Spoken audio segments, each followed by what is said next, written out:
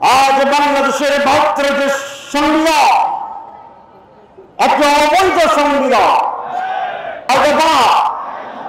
আর আমাদের কথা একবার আমাদেরকে দেখে বাংলাদেশের ভাইরা ৫৪ বছর ধরে নির্যাতিত হয়েছেন, ঠকেছেন। ৫ বছর আমাদেরকে দেন, আমাদেরকে কন্ট্রাক্টে দেন, চুক্তিভিত্তিক একবার দেন। আসেন জামাতের সাথে এই জাতীয় একটা চুক্তি করুক। ৫৫ বছর ঠকছেন, খুব খারাপ হলে কি হবে? আরেকবার করবেন, ৫৫ ফাঁসে বলবি, এটাই তো। আর যদি জামাত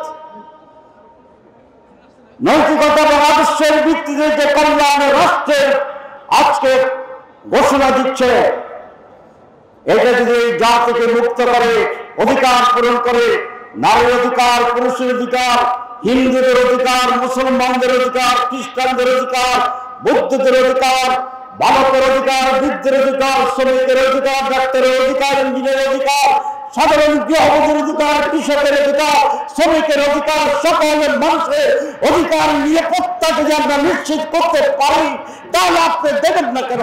আপনারই তোলা মানুষ সেটা বলছে আলহামদুলিল্লাহ। যার কাছে যাই বলে এবার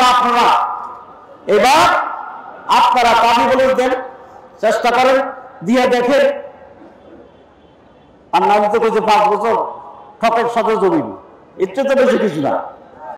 আজ বাংলাদেশের ৭২ যে সংবিধান একটা অবৈধ সংবিধান।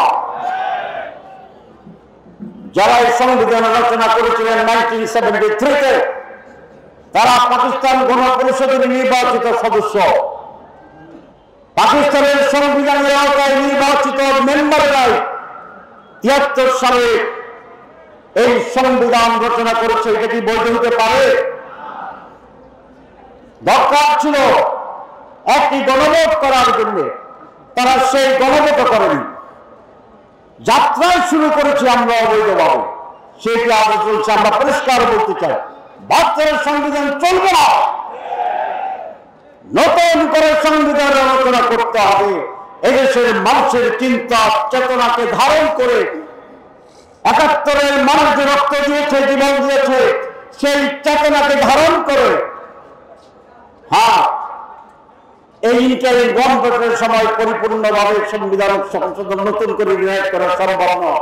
এটার জন্য সময় লাগবে, কিন্তু আমাদের কমিটমেন্ট করতে হবে সবাইকে যে আমরা সংবিধান বাতিল করে নতুন সংবিধান রচনা করব ইনশাআল্লাহ।